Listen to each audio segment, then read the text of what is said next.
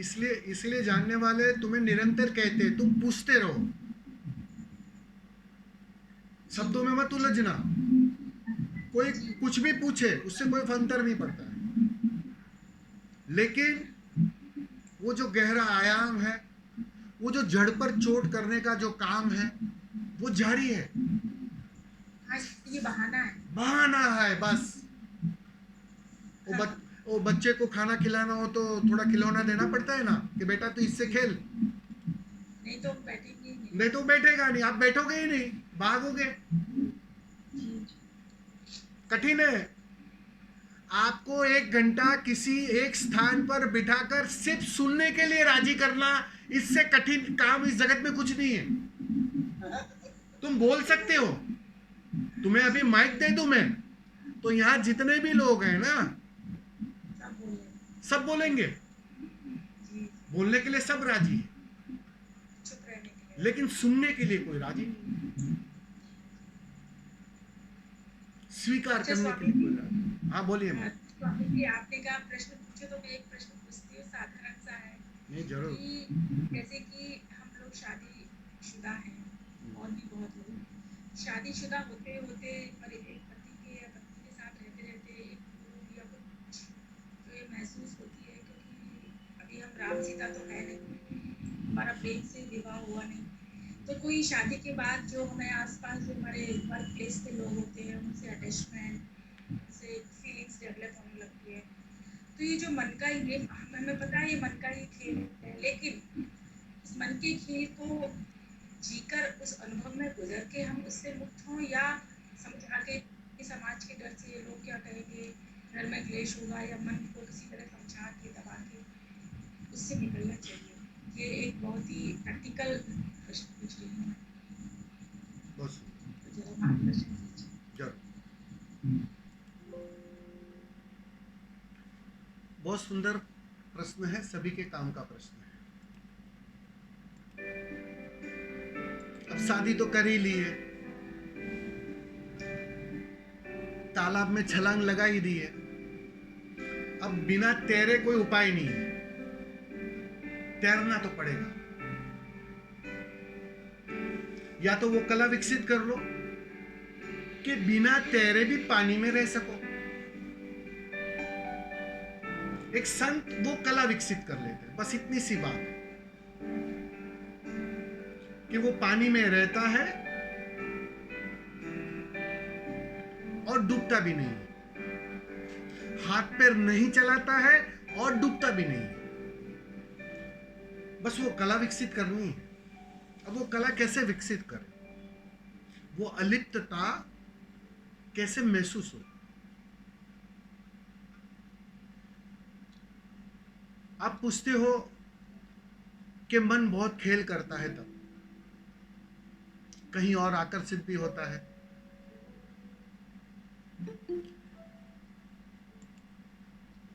कहीं और प्रेम से भी भर जाता है।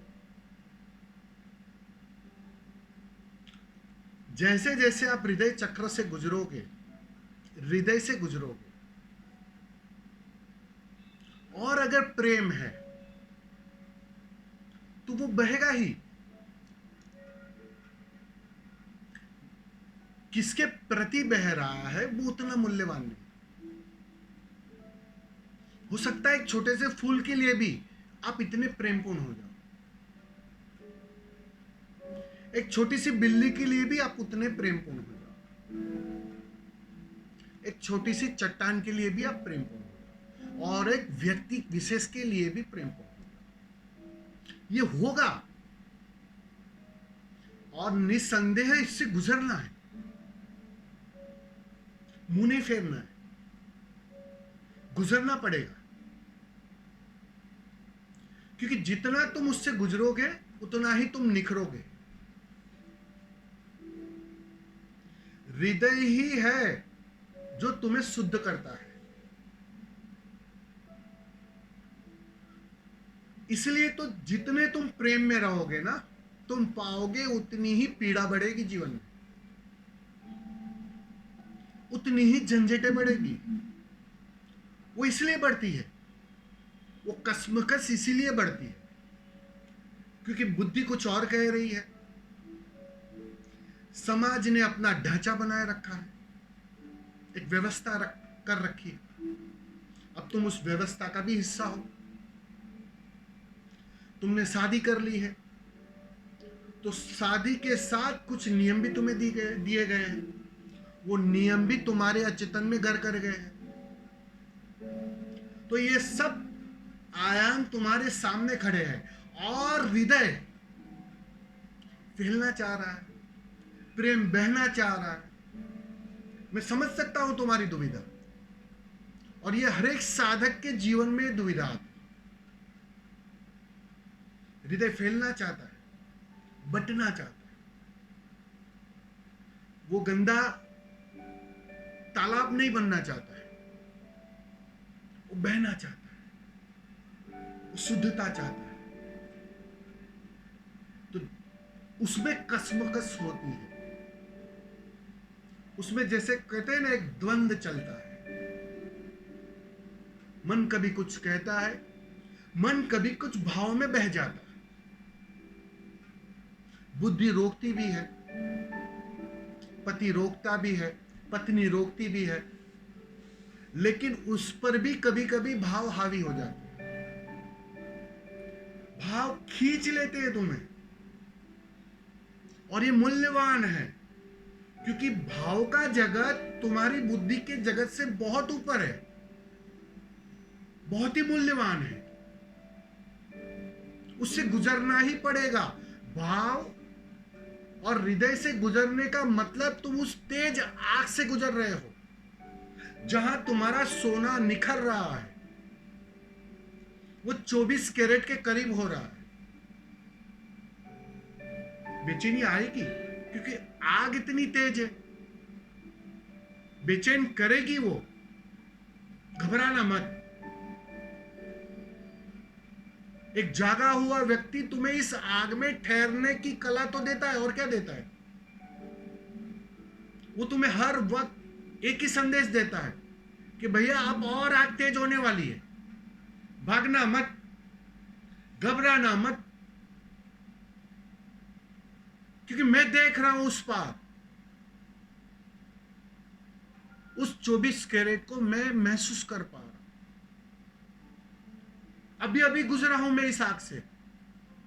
परिणाम उस स्वभाव में तुम प्रवेश कर जाओगे, उस आनंद को उपलब्ध हो जाओगे जिसको कोई छीन न पाएगा, उस समाधान, उस समाधि को उपलब्ध हो जाओगे जो तुम्हारा अपना स्वभाव है। वो मैं देख पा रहा हूं। उनकी करुणा और क्या है? तुम्हें ठीक से आग में जलाए रखने की, और कुछ नहीं है। तुम भागना चाहते हो, मन भागना चाहता है, मन एक आग से बचना चाहता है। वो तुम्हें पकड़ पकड़ कर उस आग में डालना चाहता है। थोड़ा और रुक जाओ, कुछ क्षण और, कुछ समय और, बस कुछ समय के लिए तुम तैयार होने लगे, वो निखरना तो अपने से हो जाता। तो निश्चित ही मां, आपने सही बात कही कि सामाजिक व्यवस्था और ये भाव की जो दुनिया है, वो एक द्वंद में खड़ी हो जाती है। लेकिन फिक्र मत करो, क्योंकि ये जो भाव का जगत है ना, ये भाव की जो क्रांति है ना, ये समाधि की जो क्रांति है ना, वो इस बुद्धि के सारे तल को समाप्त कर देगी। तो सारी बेचैनी को समाप्त कर देगी। हर एक साधक के जीवन में ये पल आते हैं। हर एक साधक इस आयाम से गुजरता है, और मैं समझता हूं, मैं भी गुजरा हूं, बिल्कुल गुजरा हूं। बस उत्तर एक ही है जो मैंने पहले कहा, और थोड़ा समय दे दो, थोड़ी प्रतीक्षा दे दो, बात बन जाएगी। समझ में आ रहा है ना मां? जी स्वामी जी, जी स्वामी जी। एक्चुअल में अगर हमारी आध्यात्मिक हमें अपनी उन्नति दिखानी है तो सब झंझावातों से गुजरना पड़ेगा। बच नहीं सकते। कोई उपाय ही नहीं है ना। तुम्हारी दुविधा क्या है, तुम्हारा प्रश्न क्या है, बताओ आपको। ज्यादातर लोगों के, मैं जनरल बात कर रहा हूँ, तुम्हारा प्रश्न क्या है कि स्वामी जी मुझे आग से नहीं गुजरना है, लेकिन सोने को 24 कैरेट करना है। जी समझ रहे हो ना? जी ये सर। ज्यादातर, कोई ऐसा उपाय बताइए। कोई उपाय नहीं है। गुजरना ही पड़ेगा, क्योंकि वो गुजरने में ही तो अहंकार जलेगा, मिटेगा।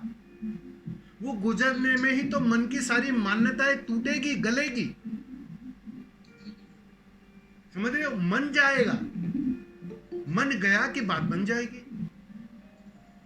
जी सर। तो ये सारी श्रृंखला उस जड़ में छिपी है। तुम राजी हो जाओ, तुम आग से गुजरने को राजी हो। मेरी सारी कोशिश वही तो है कि तुम्हें बस तैयार करो इस आग में रुकने के लिए, कि थोड़ा रुको। मंजिल दूर नहीं है, फिक्र मत करो, बहुत करीब है, बहुत करीब है। लेकिन बस रुकने की तैयारी चाहिए। और बेचैनी बढ़ जाती है। जितनी आग तेज हो जाती है ना, उतनी बेचैनी और घनी हो जाती है। मरने तक का ख्याल आने लगता है, उससे तो अच्छा मैं मर ही जाऊं, उससे तो अच्छा मैं मिट ही जाऊं, यहां तक के ख्याल आने लगते हैं। इसका मतलब ही यही है कि अब पानी 99 डिग्री तक उबल गया, बस करीब है मंजिल। डरना मत, भागना मत, थोड़ा संकल्प और जुटा लेना। सिर्फ विधियां करने में थोड़ी संकल्प जुटाना है। विधियां तो हो गई, अब ये जो आग अपने शिखर पर है, वहां मैं कैसे बनी रहूं, ताकि ये जो थोड़ा कचरा है वो अभी जल जाए, वो भी समाप्त हो। जी sir. Thank you. Swami ji, इसी में मुझे एक छोटा सा पूछना था कि कल ये मेरे साथ भी